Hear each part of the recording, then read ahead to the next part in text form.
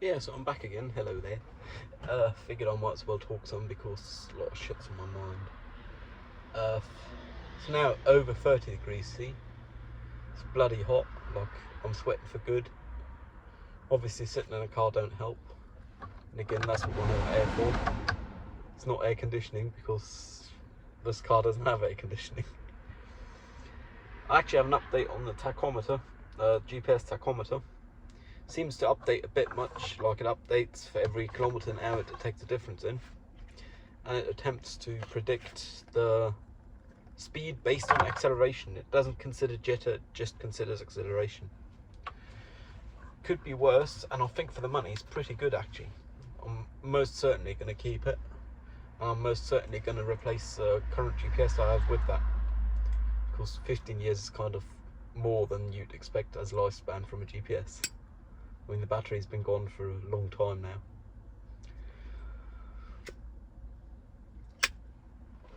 I managed to get parking here, which I'm very happy with because it's not easy to park around here, and I got a parking spot right away, just required one quick turnaround. Was a kind BMW driver who was so kind as to let me.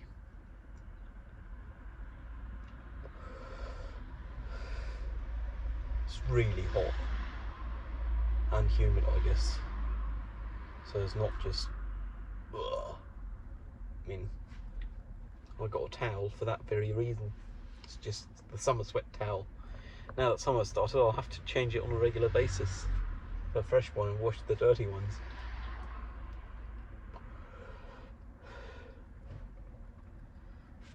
I only just realised there's probably a better parking spot on the other side of the road because that's where I'm going. It's like right in front of the front door. Then again, I can't complain having to cross a road for speed limit 30 and little traffic. Not no traffic, but little to no. One thing I noticed while driving is seemingly more than half the cars are missing at least one rear light. Like one was missing the third brake light centre, one was missing left rear light. And I kind of want to get out and tell those people, but in town traffic's real hard unless you know there is a light that takes a long time. And I didn't drive anywhere where there is lights that take a long time because why would you? I mean, if you have the choice not to, might as well not. Improve overall flow.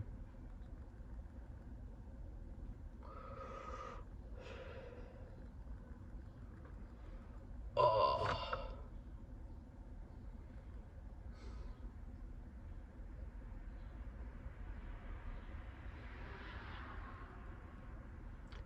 It's really hot.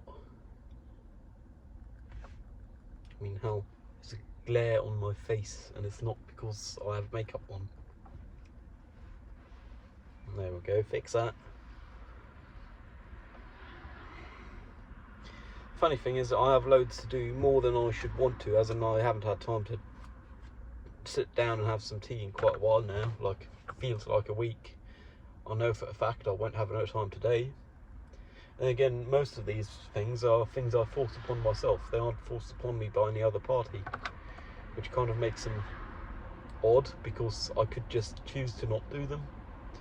Then again, I do them for sake of investment in my own future, some of them. Others sake of investment of my own current state. As I acknowledge I'm accused of being a human being, I do need social interaction, or they, human beings, are accused of needing social interaction. So that's something I do like twice a week, and it requires quite some energy every time, like drains energy quite decently, quite quickly.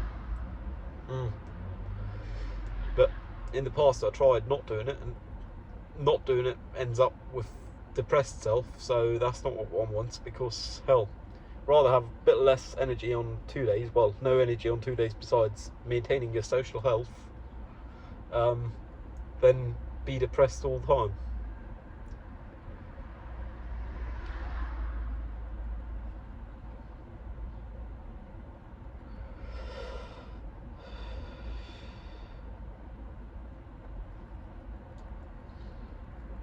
Oh, it's bloody warm. It's 30.5 degrees C in the shade.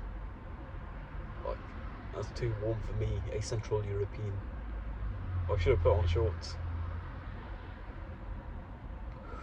Then again, I didn't, so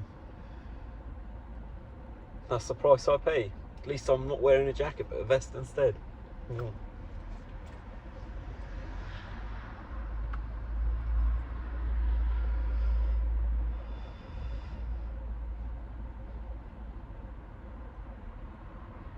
Like in traffic, even if someone were to cut me off or so, I've actually reached a point where I'm happy to let them go, as in I even wave them go and they wave thanks, instead of trying to force my way through to save one car's distance per light or so.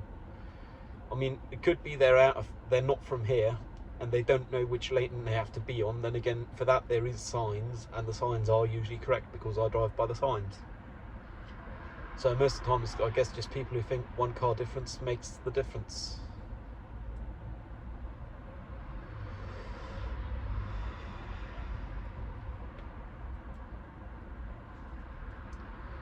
Oh.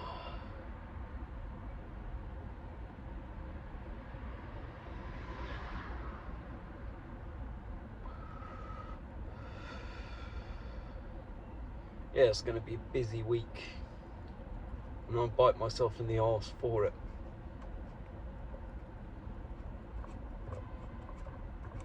Early next week I've got a dentist appointment as well. Well, the week hasn't even started, I'm really worried about it, so I guess I should spend time in the now, not in the next couple of days, because who knows, anything could happen. I mean, a bus could run into me while driving, that is, or while walking, while crossing the road, just here. So I should really live in the now. At least I'm happy to not live in the past all too much, I guess. As I don't hold grudges, because there's no point in it. Everyone's for the worse if they do. I guess that's the idea of feuds in general. Oh. Happy I brought Tangle Teaser. At least I can brush my hair every now and then. Yeah, I'm gonna cut this here. This is a short one. Or maybe I'll stitch another one after it, who knows. As I'm still sitting here waiting, I figured I might as well talk some more. I really like the idea of creating new phrases, not really coining them, because not like anyone besides me uses them. But one of these would be "friends in blue," particularly with the speech impediment where's not a hard R, it's a soft R, soft Romeo. Friends, not friends. Our friends in blue. And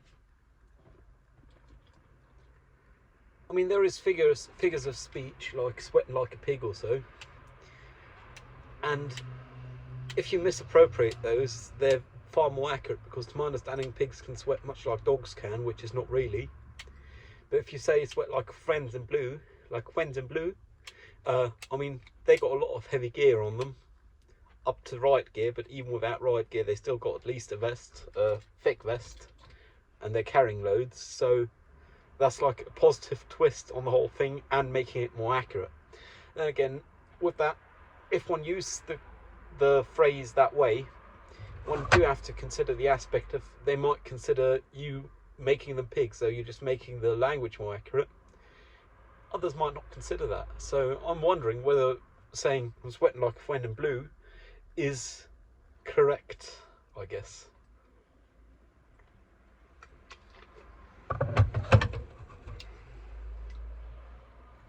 I did finally get to sit down and do some reading, simply because I'm a bit early to what I'm here for, film club. So I got some time, which nothing wrong with that. I mean, I'm not drinking tea, but at least I'm reading some. And there was some words that resonated with me. The best way you can go into death is with joy. Actually, let me just look it up, because brain and quotes and shit.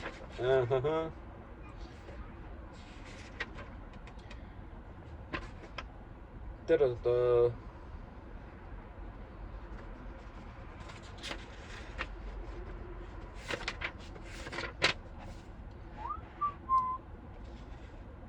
the third best was No Regrets, and I don't remember what the second one was. And I can't find the spot right now, but I'm happy to say I am currently already at the third best way in life, with no regrets. So, the best was with joy, the second was with no fear, and the third was with no regrets, because, surprise, all humans die eventually, and you never know when it'll happen. Talking about natural causes, or causes that are not under your control, that is, of course. I'd love to be able to get to the point of with joy, but I think I'm happy enough to with fear, where with no fear, because at the end of the day, I really have no regrets. I don't fear death as a whole. I mean, at my age, one would expect death to be far away, and if it is not, I wouldn't know about it before, likely. I mean, I am causing myself to get highly probable cancer in comparison to not smoking, but still.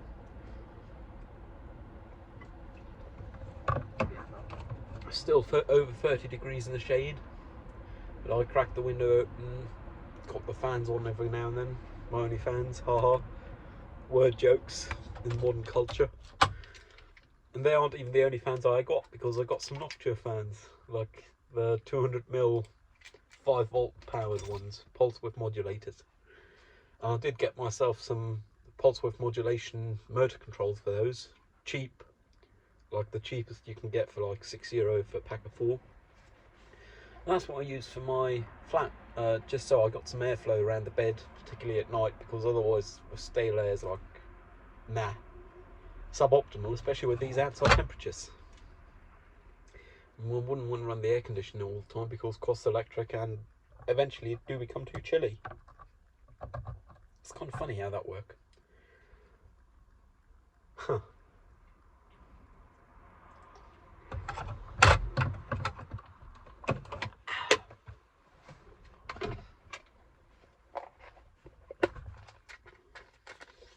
And one thing which makes me feel fairly ignorant is when you realise there is plenty of governments, as much as one can call them. I mean, there is peoples, they don't have land no more, like Tibet, for example, where I myself, from nature or from the education I've received thus far, do not know what the order of progression is in case of a death of the leader, Dalai Lama, which is kind of odd, because you'd think you'd understand how the world work after having a more than standard education. Then again, that's the beautiful thing about these things here, mobile phones. So I have a computer with an internet connection in our pocket where I can look it up. I mean, even something we didn't learn about in school at all, which I looked up myself later on, is things like apartheid or so. What is that, from when till when, etc. But I guess it was just too close in history for them to consider it history in school. And they sent us on a guilt trip with National Socialist Party, the Holocaust, etc., even though there's been at least 2 generations since any of us were related to that. I mean, at the end of the day, I can't comprehend the full meaning of a phrase like "never again." But I believe I can. I'm doing the best I can for the situation of someone who is not a witness of the times. I mean, the phrase "never again," it's not like everyone decided, oh no, we're going to pursue the minorities now, the particular ones being Sinti and Roma, Jews, etc., anything that was not standard for them, what they didn't want to endorse. But most of the people didn't choose that. I mean, of course there was party members, etc., but there was plenty of innocent civilians, innocent also in quotation marks, because to be fair, they did contribute, but they only contributed through lack of actions. Ooh, do I turn in my neighbours, or do I risk when they get found out, me and my kids and my significant other also being sent to the camps? And I'd argue that these days we don't actually live never again, as in, if the government bullies, people don't care, and at the end of the day that's the problem. I mean, not enough people care. people do demonstrations, etc., but it's not like those are going to change anything. Sorry to say so, but I don't believe so. Then again, some things are matters of opinion, and I mean, coups do happen, but they haven't happened in recent history, to my knowledge, in the Western Hemisphere, which is kind of odd. I mean, the closest would be Turkey, and the question is whether that was even a coup or staged or whatever, but I have to say I'm too ignorant to actually care much about that. Yeah, it's just funny how things work, because in the end of the day, I had a cyclist run into the side of this car half a year ago now, and last month, actually beginning of this month, I paid money to the legal system in Berlin so they'd shut up about it and leave me in peace and not put anything on the record. Then again, I was perfectly innocent in that. It's just, it would have cost more to fight it, and if they aren't putting it on the record, that's me giving in. And strictly speaking, I mean, as much as I, who is not a victim of the times, can understand or comprehend, that is precisely not what never again is. It just feels odd. I mean, obviously there should be limits to using phrases like never again, because they should carry weight with them, because they are historically significant. But for the best of my understanding, not many people live that, even though in this country everyone learns it in school, because, surprise, there is the German guilt, or whatever you want to call it. In the end of the day, if the police say to do something, it feels like over 90% of the people would, and the other 10% would precisely not do it just because the police are saying it. People don't actually think for themselves, or rarely, very few at all. And that's just a weird feeling, knowing that that's how it is. And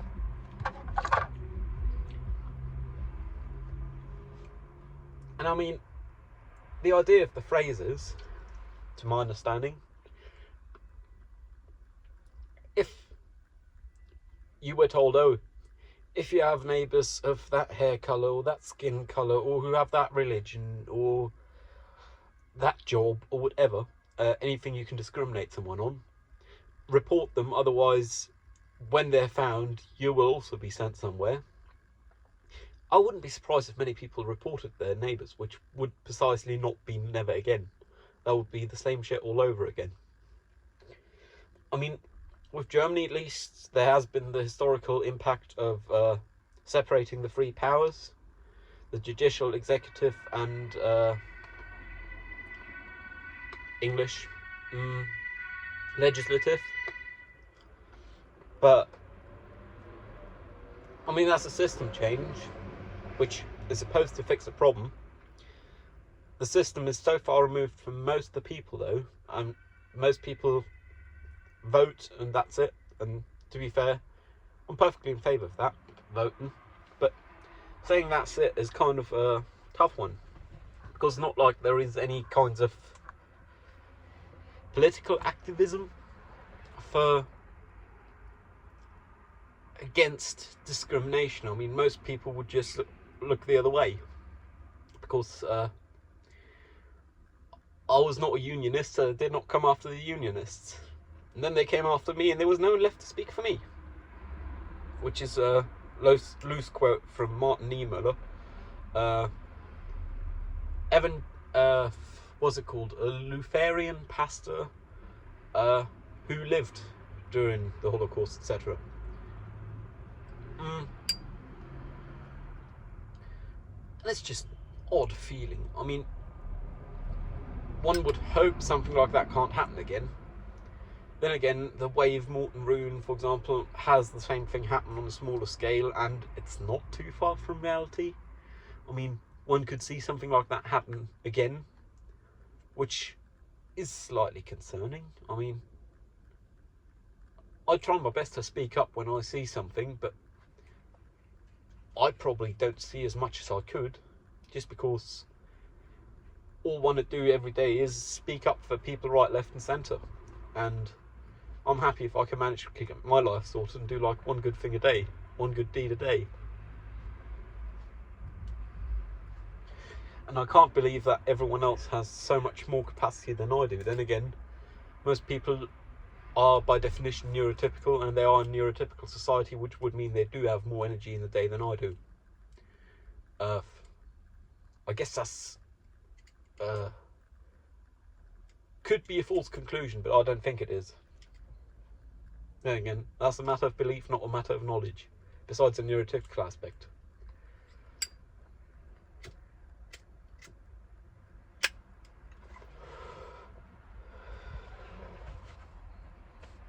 Yeah, never again. Should be words of power. If they're uttered these days, people just say, oh, it's Godwin's law. You bring the Nazis into it, you bring Hitler into it, which, to be fair, does have some merit to it. Then again, of the people who lived as fully valued human beings at the time, there's not that many remaining, because, I mean, hell, they would have had to have been born approximately 100 years ago, which means they'd be over 100 now, or approaching 100 at least. And there just simply isn't that many humans who fulfill that criteria. Those criteria. Still being alive and being born over 100 years ago, that is.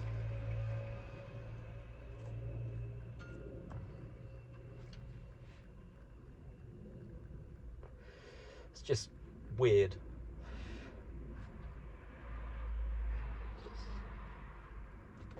Because in the end of the day, we claim to learn from history.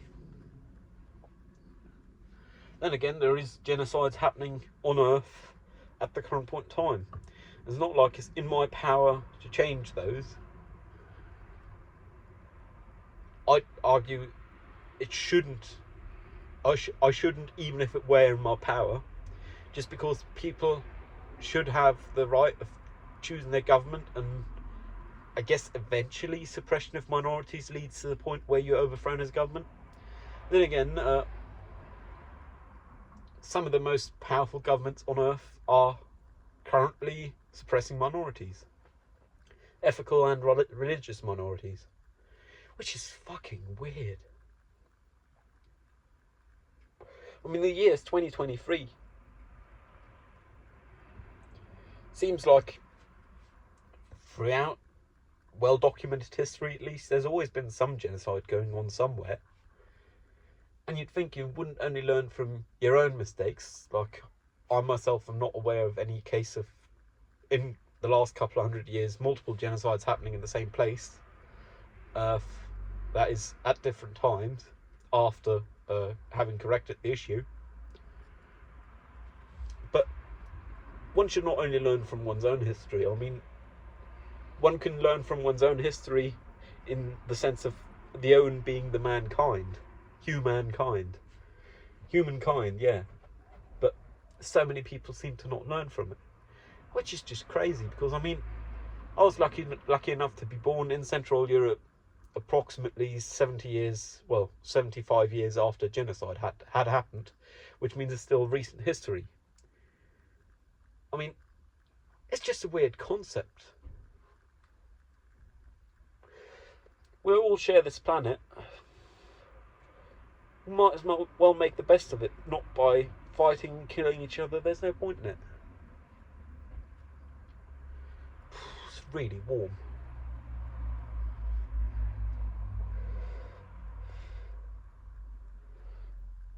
I've had the stance of no regrets for a long time, like multiple years, going on a decade, presumably overlapping with being depressed, or having been depressed, or being depressed is more accurate. But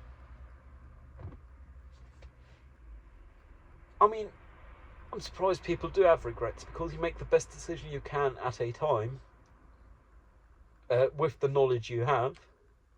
If it turns out your knowledge was ill-informed or incorrect, you adjust your knowledge gathering mechanisms till eventually you choose the best option of the options there is, because you know of the options. Then again, I'm talking about a rather microscopic world here, which is my world, not the world at large. I mean, one can say one have regretted trusting someone or so, but in the end of the day, it shouldn't be regret because you've learned something from it. And if that only is, you might not want to trust them as much as you did in the past. Then again, in the spirit of not holding grudges, I'd say I'm fairly susceptible to that at the current point in time. Like, one person I've last corresponded with over a year ago, if they were to now write and say, oh, want to meet up, I'd say, yeah, right. Just because, what's the point in not doing so? I mean, I'm hoping to enrich their lives. I have a strong suspicion they've cut contact due to being among a web of lies and them not wanting to come out. Then again, a year ago I might not have been as forgiving. Now, if they came clean, I couldn't care less. I'd be perfectly happy for them to have come clean. Because who gains anything from anyone holding any grudge? I still don't get it. Humans. Weird kind, eh?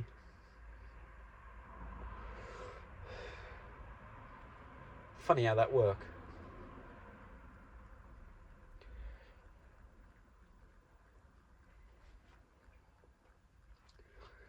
The more I think about it, the more I limit my options of ever travelling anywhere. I mean, most of the Western Hemisphere I'm comfortable with. Africa I'd probably be comfortable with. Australia I'd be comfortable with. A lot of the other places I wouldn't. It's kind of funny how that works. Then again, political landscapes change. Socio-economic,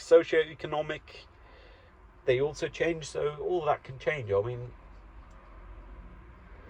a lot of the time there's very few people in power, or one party in power. Yeah, one party is a better way of forming it, because that way it can be multiple people who are simply aligned in their wishes and aspirations. And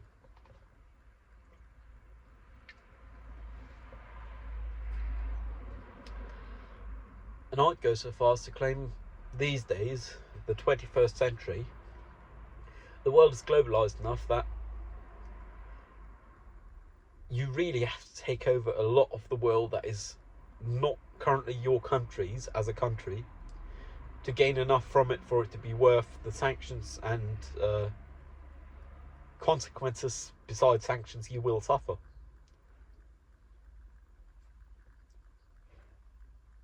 It's just fucking weird.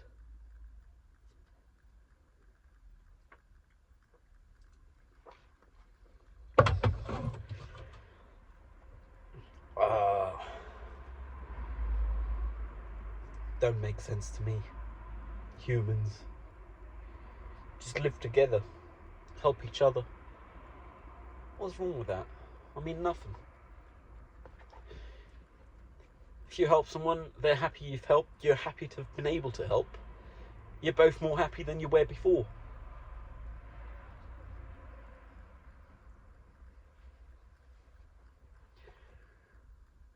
It's a win-win helping each other.